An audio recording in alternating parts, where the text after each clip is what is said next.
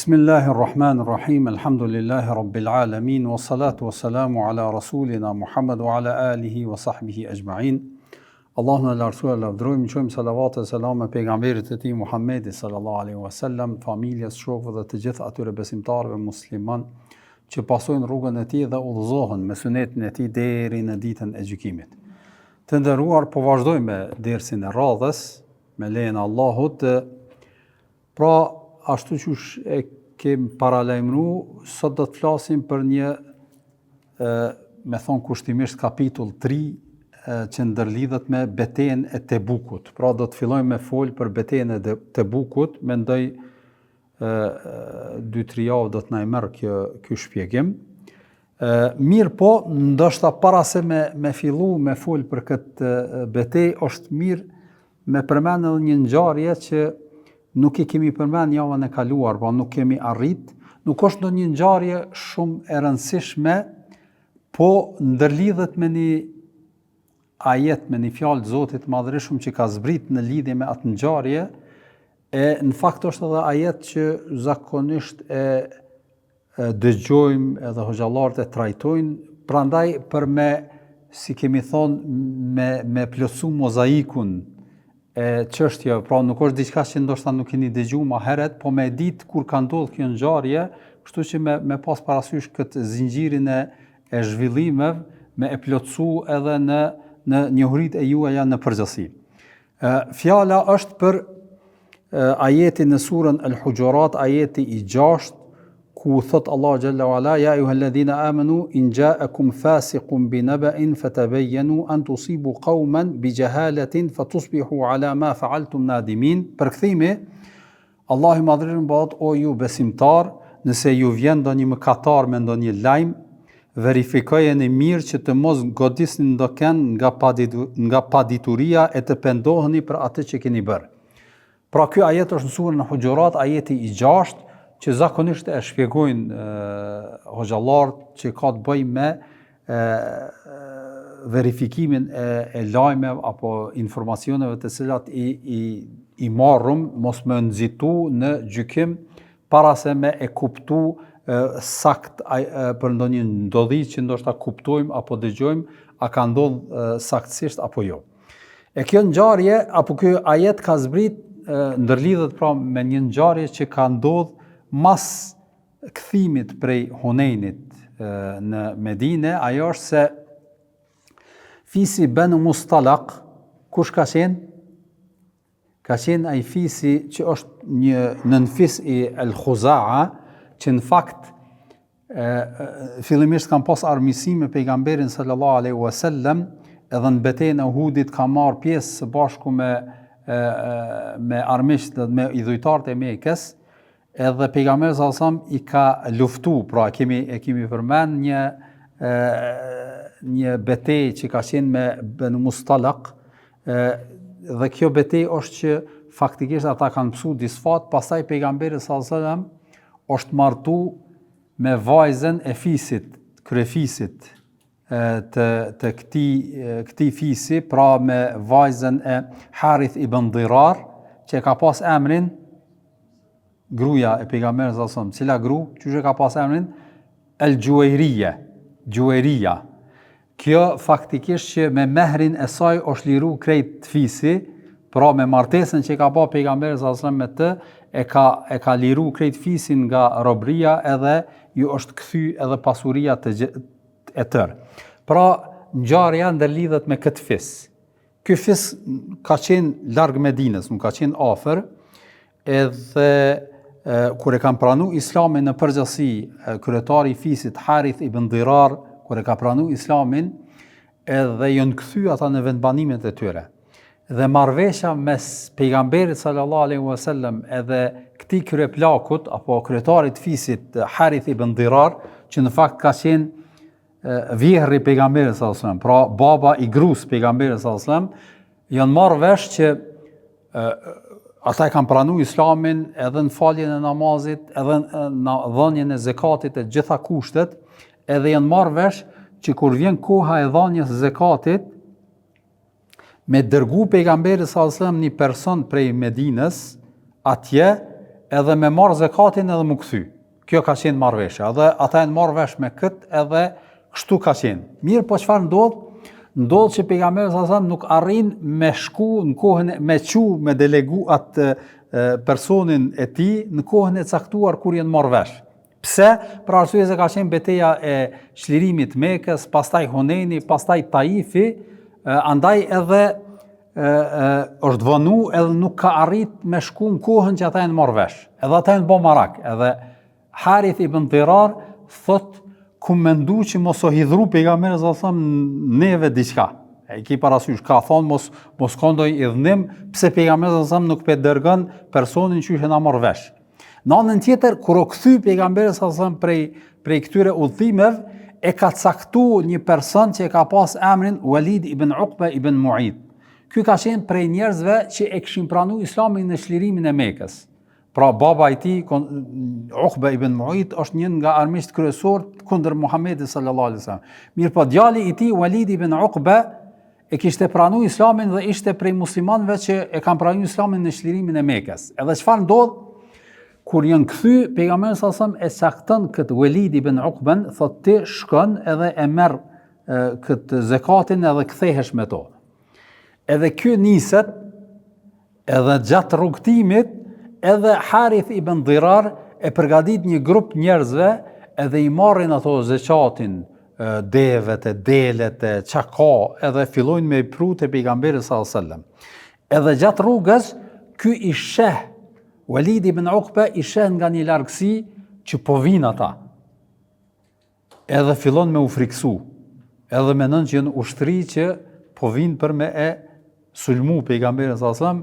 Edhe fshehur azi kthehet, pra me njëherë kthehet, edhe shkon te pejgamberi sallallahu alaihi wasallam e i thot o i dërguari i Zotit, thot unë jam nis, po ai është ardhur me asaj dhe për pak më kanë mbyt. Për pak do thot me mbyt, po pshtova dhe ika dhe erdha këtu. Se ai ka një ushtri dhe është ardhur për me sulmu. Pejgamberi sallallahu alaihi wasallam çuditet dhe është diçka e jo zakonshme, pse më ndodh kjo, edhe përgatit një ekspedit edhe thot shko dilni edhe shikoni çfarë ka ndodhur, thot ballafaqoni, mos më leju me hi në Medinë. Edhe përgatitet një ushtri edhe niset, edhe kur dalin ai udhëhesi ushtrisë së muslimanëve, faktikisht kur takohen edhe kur ballafaqohen, nuk i nxjerrin me njëherë shpatat, po tash kërkojnë sqarim. Edhe thot ku jeni nis? Ky Harith ibn Dirar thot i na nis te pejgamberi sallallahu alaihi wasallam. E thot pse? Mi apru thot zekatin. Edhe e kuptojnë që nuk ka qenë pyetje beteja as lufta, po ka qenë pyetje ata nga friga edhe nga çështja që kanë menuar që pejgamberi sallallahu alaihi wasallam është i dhënë diçka dhe s'pe dërgon deleguesin, ata e nis vetë me ardhë dhe mi apru.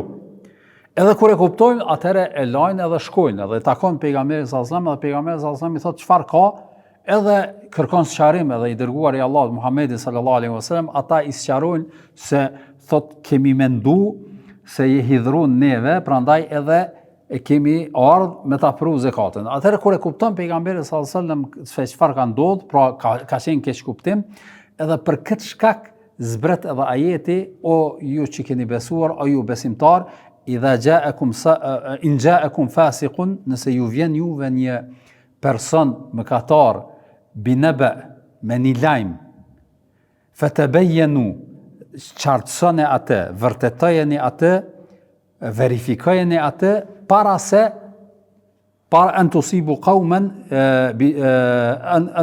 qauman bi jahalatin fatusbihu ala ma fa'altum nadimun.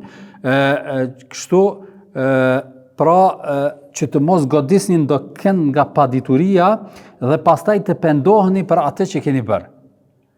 Pra ky është ajeti që faktikisht na urdhëron edhe është parim fetar që ju drejtohet muslimanëve në përgjithësi besimtarëve që me pas kujdes në verifikimin e lajmeve, edhe mos me kanë një lajm ta nin veshi apo vjen dikush ta sjell një lajm ti me reagu në bazë që ati lajmi edhe me ba një veprim për cilën po thot pastaj Allahu i Madhërisht mundi me i ra pishmon edhe me u pendu, mirë po ndoshta dëmi nuk mund të riparohet. Prandaj me pas kujdes besimtari, dhe kjo është pra një formë e sjelljes që duhet me pas besimtari, pra nuk është diçka vetëm e mirë, por diçka obligative dhe detyruese që besimtari mos të nxitoj në lajme të cilat i vijnë të gjykoj pa i vërtetu ato, po duhet detyrimisht me pas parasysh, me kuptu a janë të sakta apo jo, pastaj edhe të reagoj karshi atyne.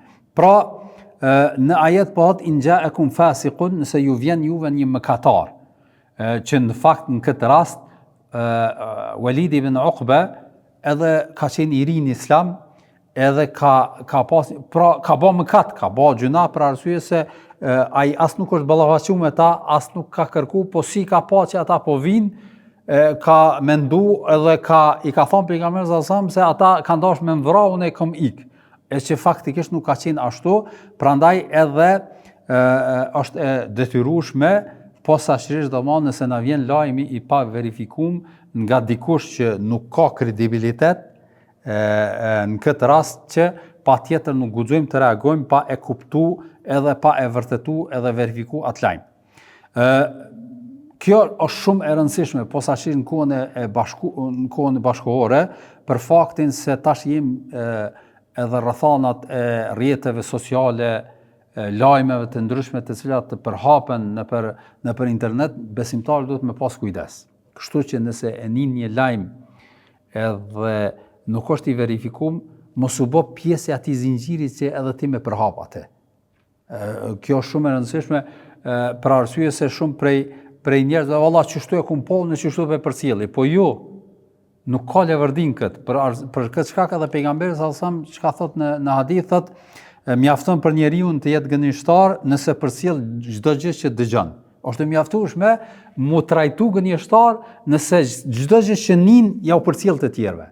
Prandaj kjo është shumë e rëndësishme, besimtari edhe nëse lexon ndonjë lajm ose i vjen ndonjë lajm ose ndërlidhet me pavarësisht çfarë mundet me qenë, mos nxitom në përhapjen e tij.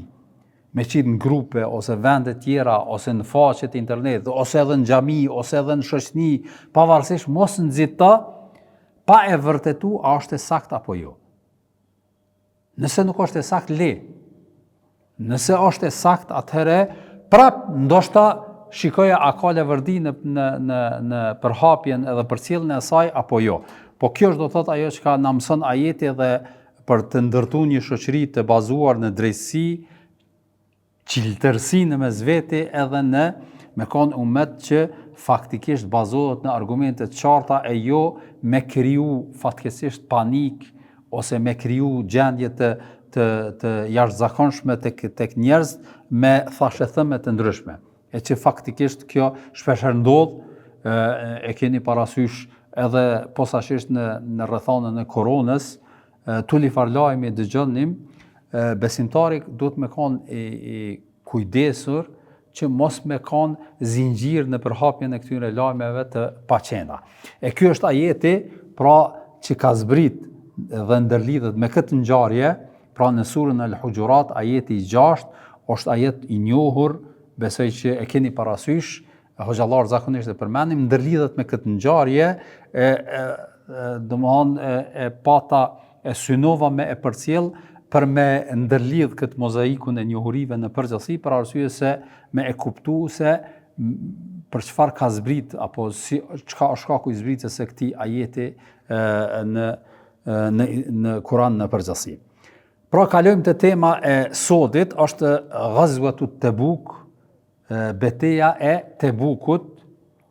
Tabuku faktikisht është një qytet tash në kohën bashkëkohore është shumë i njohur. Faktikisht është i njohur, një prej qyteteve të mëdha të Arabisë Saudite, vendi ose është në rrugën prej Medinës në Shan apo në Jordani, domthonë në mes të kësaj rruge është, meqense se është më afër Shamit se sa Medinës, dhe është qytet i njohur. Unë për vete personalisht nuk kam qenë, po është qytet tash i njohur, ka banor, prafërsisht 500.000 banor, është i zhvilluar në përgjithësi, po du me përmend këtë për faktin se në kohën e pejgamberit sallallahu alajhi wasallam nuk ka qenë qytet, as ka pas vendbanim, as ka pas kurrë. Dhe është njoft vetëm si emër. Pejgamberi sallallahu alajhi wasallam ose në hadithe përmendet si Tebuk ose Ghazwatu Tebuk, betejë e Tebukut me këtë emër, duke ju referu këtij emërtimit të këtij vendi, po atëherë nuk ka qenë qytet, as nuk ka qenë vendbanim, ka qenë një pus shumë i vogël për cilën do ta shpjegojmë tutje, që ka ekzistuar, pra kalimtarët e kanë njoft udhëtarët zakonisht, po nuk është që ka pas vendbanim apo ka pas banor në atë vend.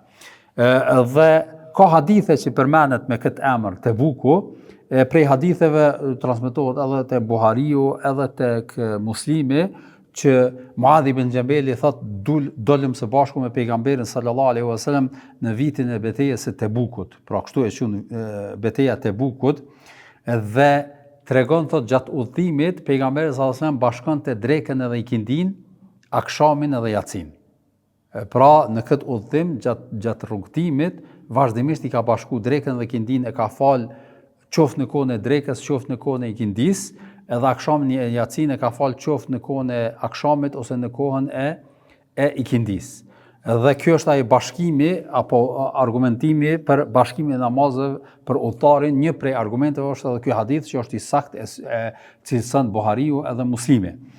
Edhe thot pejgamberi sallallahu alajhi wasallam gjatë udhëtimit na ka thonë që kur të mrrini te ky vendi, pra te Tebuku, atëherë thot keni kujdes, është një burim shumë i vogël, domthonë burim i ujit, domthonë i farkroni me thon kushtimisht, i vogël i ujit që nuk ka pas me bollok, nuk ka qenë pus i madh, po ka qenë bile në hadith tregohet që thot ka pas një rrjedhje të ujit sa një toj e kpucë, e nallmeve.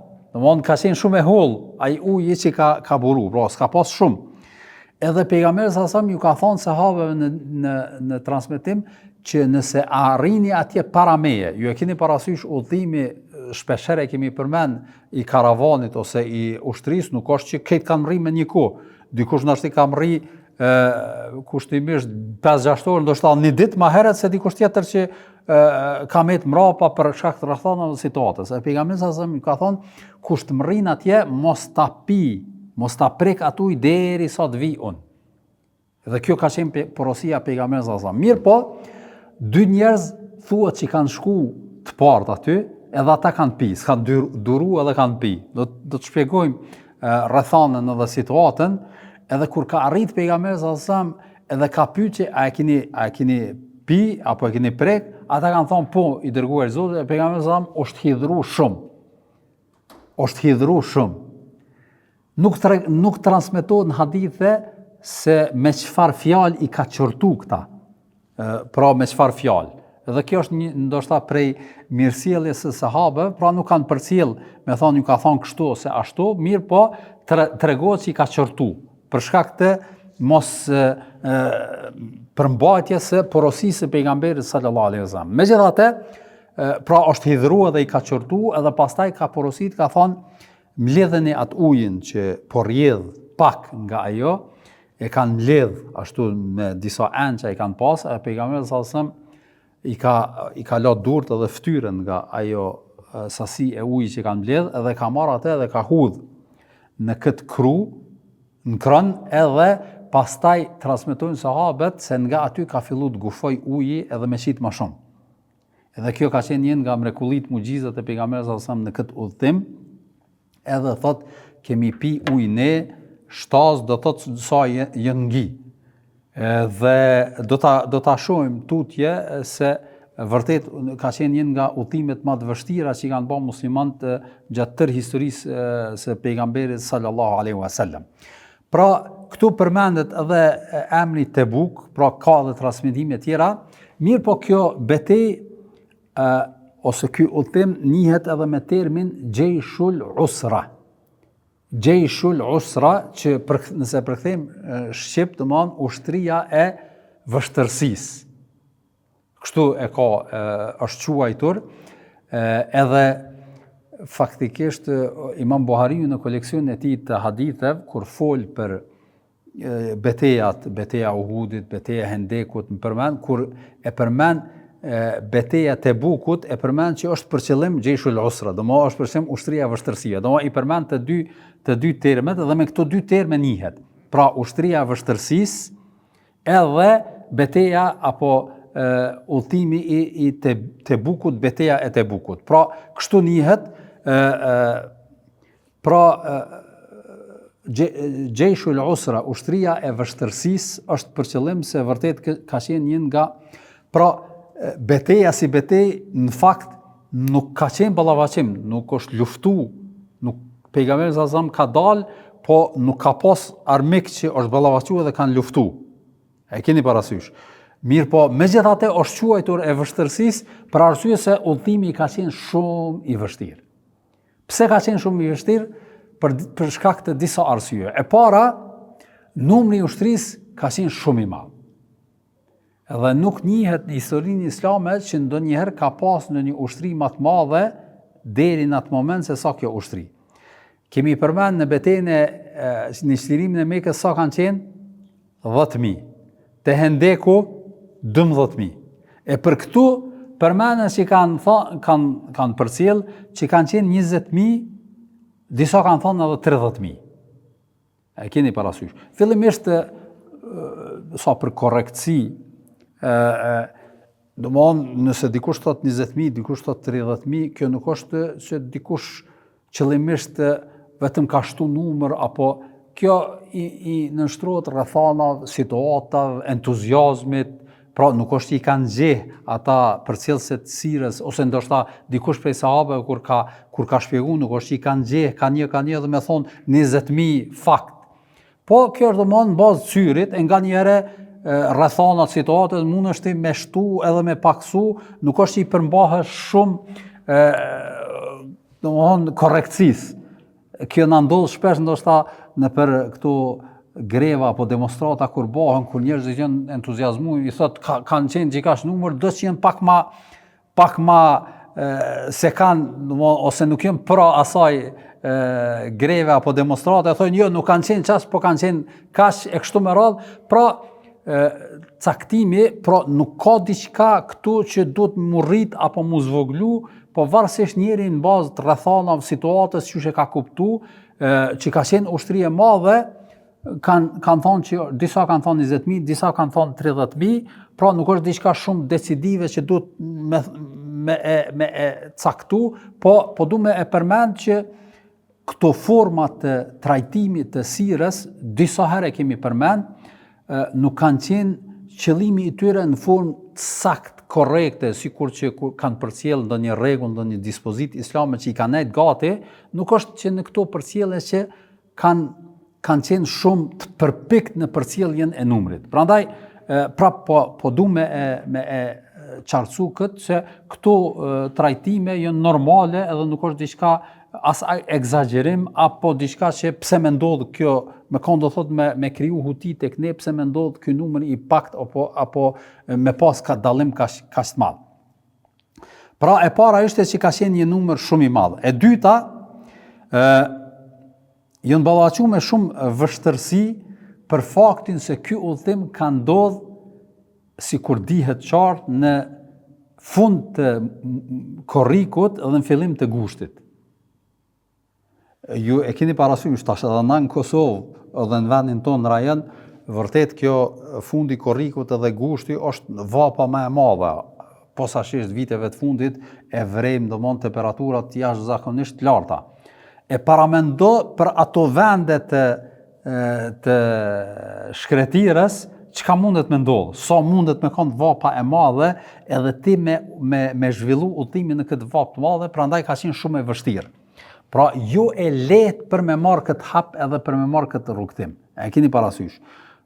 Pra temperatura më të mëdha të vitit edhe në shkretin.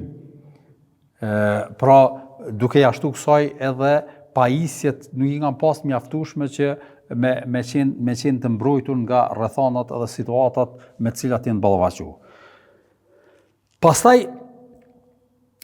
udhëtimi ka zgjatë parafërsisht 25 ditë deri në 1 muaj. Pra shumë ka qenë kohë e gjatë. E pse po e përmendim këtë kohë?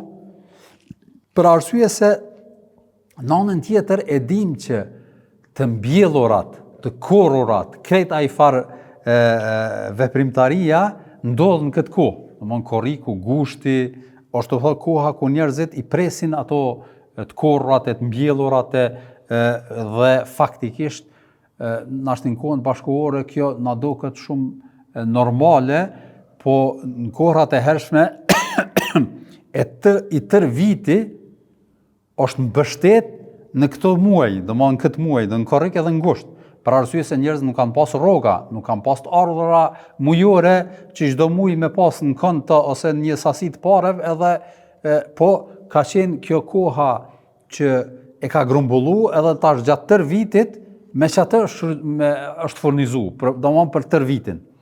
Prandaj ka qenë e vështirë se çka kanë nënkuptuar që ky udhim që kimë marrë ti faktikisht e rrezikon edhe të mbjellurat edhe ushqimin e vitit që kime kalu, për arsye se nuk mundesh me marrë të korrurat edhe të mbjellurat nëse nuk jeti në shtëpi, nëse je në udhim, apo? Prandaj kjo ka qenë edhe një arsye shtesë për hezitimin e disave për me marrë pjesë në këtë betejë. E keni parasysh. Edhe do të shpjegojmë pastaj disa ngjarje që kanë ndodhur për hezitim edhe për pjesëmarrje, respektivisht për mos pjesëmarrjen e disave, po du me e përtheku edhe me përmend, për që ata është quajtur edhe Gjejshul Usra, pra ushtria e vështërsisë, për arsye se janë ballafaqur me një numër të sprovave edhe të vështërsive, të cilat kanë qenë vështirë të përballueshme për krejt musliman. Prandaj edhe është quajtur me këtë term. Prandaj edhe Zoti i Madhërisht në Kur'anin famlar thot në një ajet laqad taba Allahu 'ala an-nabi wal muhajirin wal ansar alladhina ittaba'uhu fi sa'ati al-'usrati min ba'di ma kada yazighu qulubu fariqin minhum thumma taba 'alayhim innahu bihim ra'ufur rahim. Pra Allah i Madhërisht në këtë ajet po thot me të vërtetë Allahu ka pranuar pendimin e profetit dhe të muhaxhirëve dhe të ensarve që e ndoqin atë në orën e vështërsisë. Sa'atul usra, sipas komentatorëve, kanë thonë i referohet kësaj dalje, këtij udhimi. Usra, domethënë vështërsisë, i referohet kësaj. Edhe Allah i Madhërisht bëhet pasi zemrat e një grupi të tyre pothuajse devijuan, këtu tregon për një grup të muslimanëve të cilët kanë hezituar në dalje, për cilët do të flasim inshallah javën e ardhshme, kanë hezituar në dalje edhe pejgamberi Allah i Madhërisht po tregon që ata kanë qenë në buzën e devijimit për shkak të refuzimit ose mos pjesëmarrjes në këtë betejë. Edhe Allah i Madhërisht në tutje vëllat, pastaj ai Allahu pranoi pendimin e tyre, me të vërtetë ai është i butë dhe mëshirues ndaj tyre. Pra Allah i Madhërisht po tregon që pjesëmarrësit i ka gradu me falje edhe me pendimin që e kanë bë, për arsye se ka qenë një nga veprat më të jashtëzakonshme që e kanë bë muslimanët në këtë kohë. Pra them që vërtet ka qenë një nga udhimet më të vështira të pejgamberit sallallahu alaihi wasallam dhe ushtrisë muslimanëve deri në atë kohë dhe në fakt edhe ka qenë dalja e fundit pejgamberit sallallahu alaihi wasallam në betejë. Mas kësaj pejgamberi sallallahu alaihi wasallam nuk ka dalë, nuk ka marrë pjesë në betejë edhe ka ndruar jetë. Pra ka qenë e fundit, edhe kjo ka qenë një nga karakteristikat e kësaj beteje. E tash, vërtet udhimi ka qenë shumë i vështirë edhe përcjellin sahabët që janë ballafaqur me vështirësi të jashtëzakonshme. Pra njerëzit kanë marrë me veti sa kanë mujt, dhe janë përgatit as sa kanë mujt, po nuk ka qenë në nivelin e mjaftueshëm. Për sa ta dhe tash për me e plotësu, po them edhe një herë atë mozaikun e njohurive, atë ngjarjen që e kemi njoh apo kemi përmend apo xhallarët e përmend në përgjithësi, ai garimi që ka ndodhur në mes të Ebu Bekrit radiallahu ta'ala anhu dhe Omerit, se kush, si ka thonë Omeri radiallahu ta'ala anhu, kur pejgamberi sallallahu alaihi wasallam, pra është një nga betejat e pakta që pejgamberi sallallahu alaihi wasallam ka lajmëruar paraprakisht që kena me dalë në betejë.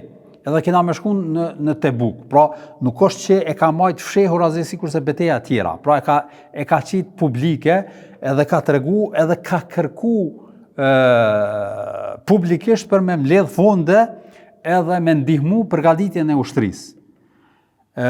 Edhe nuk ka pas mundësi, ju e keni parasysh në betejën, pas betejës së Hunenit ka pas pasuri të madhe pejgamberi sallallahu alajhi wasallam, apo që e ka fitu, po krejt e ka shpërndarë. Nuk ka pas kur o këthyn Medinë, është këthy me një pasuri, pa pasuri fare, edhe tash përgatitja për këtë ushtri ka qenë nga ato që ai kishin dispozicion muhaxhirët edhe ensarët në posedimin e tyre. Nuk ishte diçka ekstra që mundet me u përgatit. Ushtria ishte nevojshme 30.000, 20.000 ushtarë të përgatiten, udhëtimi i gjatë, pra ka qenë një ballafaqim edhe një situatë shumë e vështirë. Prandaj edhe këtu kur e ka qitë lajmin pejgamberi sallallahu alaihi wasallam për mbledhjen e fundeve dhe ndihmës për përgatitjen e ushtrisë për daljen në Tebuk, pra Xheshul Usha për ushtrinë e vështirësisë, Omeri thotë kisha një sasi të pasurisë. Pra ai ishte muhaxhir, po kishte vendosur Medinë, është marrë me tregti për arsye se edhe Omeri ka qenë tregtar. Edhe thot e kisha një pasuri të konsiderueshme, edhe tash është mundësia që m'ja kalu Ebu Bekrit, radiallahu ta'ala anhu. Se gjithmonë Ebu Bekri përpara ka thonë që tash e ka mundësinë se kam pasuri pak ma shumë se rrethanat e tjera, edhe thot e mora gjysmën e pasurisë edhe shkova te pejgamberi sallallahu alajhi wasallam edhe e vendosa para tij. Edhe Omeri kur e pa pasuri shumë e madhe, ka thonë e çka ke lënë familjes? Ka thonë oj dërguar i Zotit e kam lënë gjysmën tjetër. Kështu që mirë është, nuk kum lënë diçka keq. Edhe thot e lash Omeri radiallahu ta'ala anhu pasurinë aty edhe tash pritja sa po bjen Ebu Bekri. Dhe kjo formë e garimit edhe me thonë xhelozisë pozitive është i lejuar në Islam.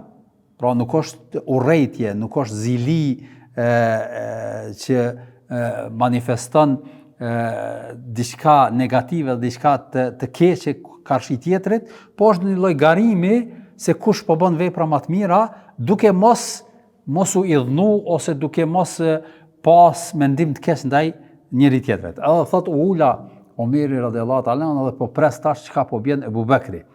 Edhe kur ka ardhur Ebu Bekri ka prunë një sasi të pasurisë, edhe kuptohet që ka qenë më shumë. Edhe ka vendosur para pejgamberit sallallahu alaihi wasallam, edhe Ebu Bekri e pyet pejgamberin sallallahu alaihi wasallam, e pyet Ebu Bekrin, o Ebu Bekr, çai le familjes, çai le? Edhe ai thot, ja u kumlon Allahun dhe të dërguarin e tij. Që do më hanë këtë pasurinë që e ka nxjerrë dhe e ka qitë para pejgamberit sallallahu alaihi wasallam. Edhe Omeri thot, pe këti momenti, ku më thonë, më nuk shtyna me këto, se s'muj m'ja kalu, tjetër nivel është Ebu Bekri, tjetër nivel jam unë, jo që ma heret kam pas do një keq kuptim, ose ndo një, po, ka pas këso farë xhelozi pozitive dhe garim në punë të mira, edhe kjo është e natyrshme, edhe është mirë me pas edhe në mes shokëve në përgjithësi, po jo në pastaj mu rikthy ai për arsye se këtu depërton shejtani edhe mundet me kriju një armiqësi ose një negativitet karshi dikush që ndoshta ta ka lënë me vepra të mira, duhesh me u gëzu asaj edhe me kanë për ty një shtytës që edhe ti me bë vepra të mira tutje. Dhe kjo është do bëhen ngjarje, në këtë ngjarje ka ndodhur kjo, që përmenden zakonisht tek hoxhallarët e përmendin për garimin në vepra të mira, po gjithashtu përmendet edhe një ngjarje tjetër që gjithashtu është ndërlidhet me personin e tretë që është Othmani radiallahu ta'ala anhu, dhe kjo ngjarje është se në atë kohë Othmani ka qenë një nga tregtarët më të njohur edhe në Mekë, po gjithashtu edhe në Medinë. Pra ka pas bereqet tregtia e tij, sikurse Ebu Bekrit që ka pas bereqet tregtia e tij, edhe ky ka pas një tregti të madhe, edhe në atë moment kur është thirr kjo përgatitje ose këtij Omerit Othmanit ju ka kthy një karavan shumë i madh prej Shamit në Medinë, që ka qenë një fitim i jashtëzakonshëm për Othmanin radiallahu anhu. Pra, i tërë karavani ka qenë vetëm i tij. Që kanë shku njerëzit, kanë bë tregti me parat e tij, pra Othmani s'ka shku. Po edhe jon kthy, edhe është kthy në çat kohën kur pejgamberi sallallahu alajhi wasallam e ka nxjerr lajmin edhe kërkesën që me ndihmu edhe me përgatit ushtrinë e Gjejshul Usra. Atëherë Othmani kur e dëgjon kët, deklarohet thot për Zotin, thot krejt ajo pasuri, krejt ai karavan që ka ardhur edhe që është e imja, krejt une do thot po e dha për hir të Zotit edhe në përgatitjen e kësaj ushtrisë. Edhe ka qenë një pasuri e jashtëzakonshme, shumë e madhe. Përmenden edhe shumë ma, po pavarësisht kësaj, po ka qenë faktikisht një sasi të madhe të përgatitjes së ushtrisë ka qenë me parat e Othmanit radiallahu ta'ala anhu. Sa që thuhet që kur i është ofru ajo pasuri e dukatit, e arit, e monedhave, gjërave të ndryshme që e ka pru para pejgamberit sallallahu alajhi wasallam, një grumbull të madh, edhe thuhet që pejgamberi sallallahu alajhi wasallam është ul, është çudit për atë pasuri të madhe. Ai ki parasysh kur sheh jo nga lakmia, po është domosdoshmë një farë entuziazmi, e thot e ka kap pejgamberi sallallahu alajhi wasallam në transmetime atë pasuni edhe e në përdorë dhe e shikonte, edhe thoshte për Zotin, pas kësaj Othmani çka do me bë mo i falet. Domthon çka do me bë mo i falet. Me një fjalë, ajo çka ka bë sot Othmani, domthon e ka vulos që mas kësaj çka do me bë i falet. Edhe ky është hadithi sakt që transmetohet nga pejgamberi sallallahu alaihi wasallam, edhe në fakt Othmani këtë hadith e përmend, apo këtë thanje të pejgamberit sallallahu alajhi wasallam e përmend kur ballavaçohet me ata fitnegjit që ja rrethojnë shtëpinë edhe del mi bë nasihat. Se nuk e dinte Othmani që ata do ta marrin guximin me e vra. Pra nuk besonte që do ta bëjnë këtë, ju del paras edhe thoni edhe ju thot aty në qysh po më qitnin këtë pozit, edhe po më akuzoni, edhe po më shpifni gjëra. A nuk e keni dëgjuar që pejgamberi sallallahu alajhi wasallam për mua ka thënë kështu? Jo për me livdu veten e tij, po për mi bind atë që ju çka jeni duke vepruar është diçka që nuk është do thotë e drejtë. Edhe përmend këtë ngjarje. Në fakt Othmani radiallahu ta'ala anhu e kena përmendur më herët, ka transmetime që e ka ble xhenetin 2 herë thonë. Një herë ka qenë kjo, edhe një herë kur pusin e Roma, që kanë thonë në Medinë, kur ka ardhur pejgamberi, kur kanë bërë hijret sahabët, e kemi përmend, po vetëm sa për se ky kujtim ju bën që mi majt mend edhe me domthon pusi i Roma, që shtu e ka pas emrin, e ka pas disa transmetime thuhet që ka pas një jahudi atë pus në Medinë, disa transmetime thuhet që ka qenë arab që kishte pranuar islamin, edhe muhaxhirët kur kanë bërë hijret në Medinë me kaset, nuk ju përshtatej shumë uji. E keni parasysh kur e bën një udhtim, domosdoshmë nuk të përshtatet uji i atij vendi, përveç të këtij pusi që ishte i përshtatshëm për ta dhe pinin edhe ju pëlqente, për dallim uji, se shumë prej muhaxhirëve kemi përmendur edhe në fillim, janë smu prej Medinës, ka prej tyre që kanë vujt, pra ndryshimi i klimës ka qenë evident tek muhaxhirët e Mekës kur kanë ardhur në Medinë. Prandaj pejgamberi sallallahu alajhi wasallam kur e ka pa këtë synim që me marr prej atij uji, ai pronari atij uji e shitte ujin, edhe nuk kishin mundësi posaçërisht muhaxhirët me ble, edhe janë kohën e pejgamberit sallallahu alajhi wasallam, pejgamberi sallallahu alajhi wasallam shkon tek ai edhe i thot jepe për hir të Zotit, ai thot o i dërguar i Zotit, edhe këtu ky shpjegim jep me kuptu që ai ka qenë musliman, e ka pranuar islamin, thot ky është i vetmi e ardhur që e kam për familjen time, kështu që nuk mundem. Pra nuk pranon, e drejtë e tij është, edhe pejgamberi sallallahu alajhi wasallam thot jepe me një faktikisht me një pus në xhenet, pra shkëmbeje me një pus në xhenet, po ka qenë musliman, po jo atij niveli, pse musliman edhe në kohën e pejgamberit sallallahu alajhi wasallam nuk kanë qenë të gjithë në një nivel. Apo edhe nuk pranon, edhe Othmani radiallahu ta'ala e dëgjon që i ka thonë ta jepe këtë pus edhe ki një pus në xhenet. Edhe çka bët, shkon te ky pra ka qenë tregtar, shkon te ky pronari I pusit edhe thot sa po ma shet pusin, fal çmimin. Edhe ai thot nuk e shes, prap insiston, ky nuk pranon me shit edhe tash kërkon me u bë hisenik, që një ditë me pi me marr Osmanin, një ditë me marr ai. Edhe në këtë marrëveshje e pagu me një shumë të konsiderueshme. Thuhet që ka qenë një shumë 12 dinar, në disa thuhet më shumë, pavarësisht kësaj, pra ka qenë një shumë e konsiderueshme dhe e blen. Edhe çka bën Osmani, thotë atë ditën që ishte rrodha Osmanit, ai jepte për hir Zotit. E në ditën që e kishte ky tjetri, e shiste. Mirë po tash njerëzit kur e kishin me ble, shkonin atë ditën kur është pa para e mushin, edhe tani të nesrit nuk shkoj ke kurkush. Edhe pa që ai s'ka fitim prej kësaj, edhe pastaj e bën një pazar me të, edhe ja blen edhe hisën tjetër, edhe e jap atë për hir Zotit me një shkëmbim, do thot një pus në xhenet. Edhe këto janë do dy raste kur Osmani radiallahu ta'ala anhu pra e fiton xhenetin.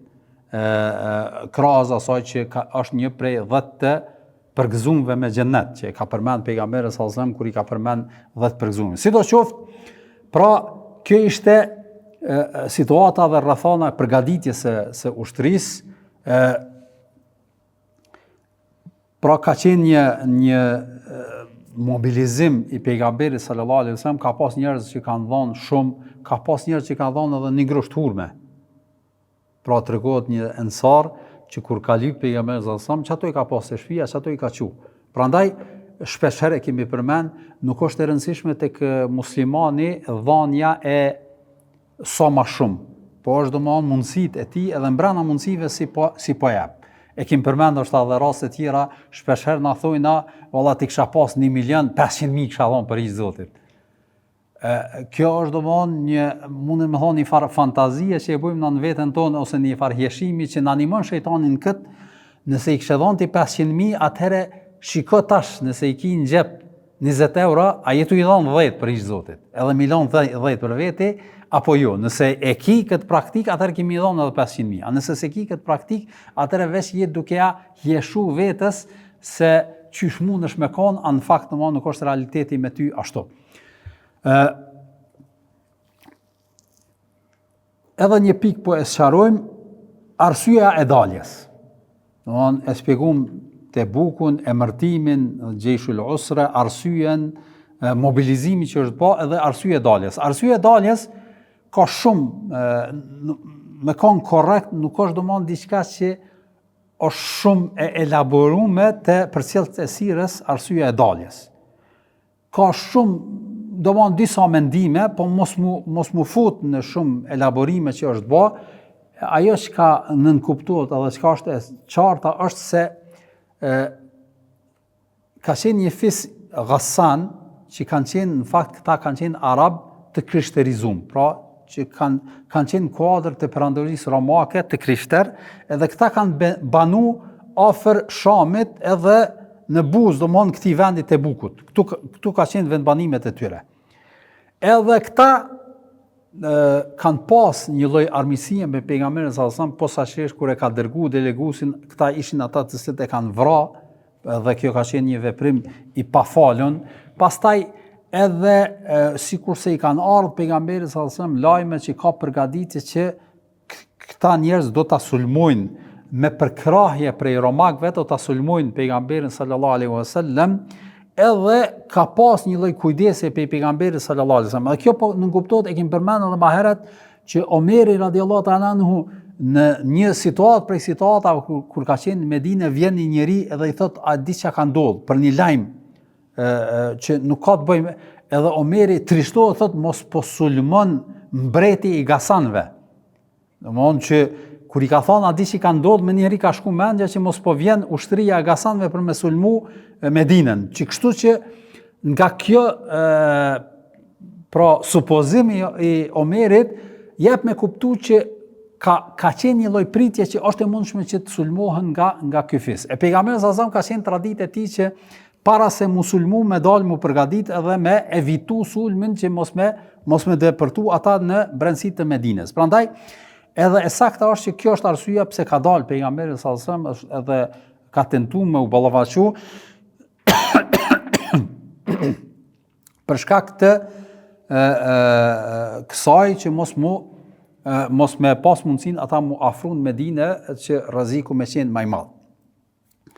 Dhe për këtë arsye ka dalë pejgamberi sallallahu alaihi wasallam, mirë po kur ka dalë edhe ka shku atje, në fakt nuk ka pas ushtri, nuk ka pas interesim, nuk ka dalë dikush të ballafaqohet me të, edhe i tër udhimi është zhvillu dhe ka qenë sprov vet udhimi e jo ballafaqimi atje.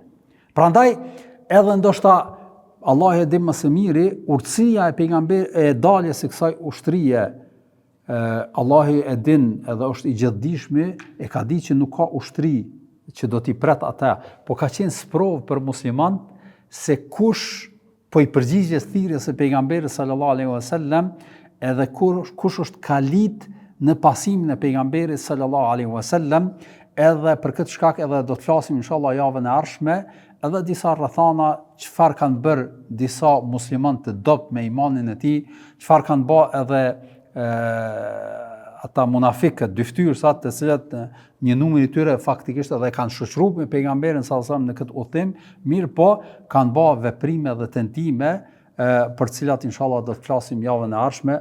Wa sallallahu ala nabina Muhammad wa ala alihi wa sahbihi ajma'in.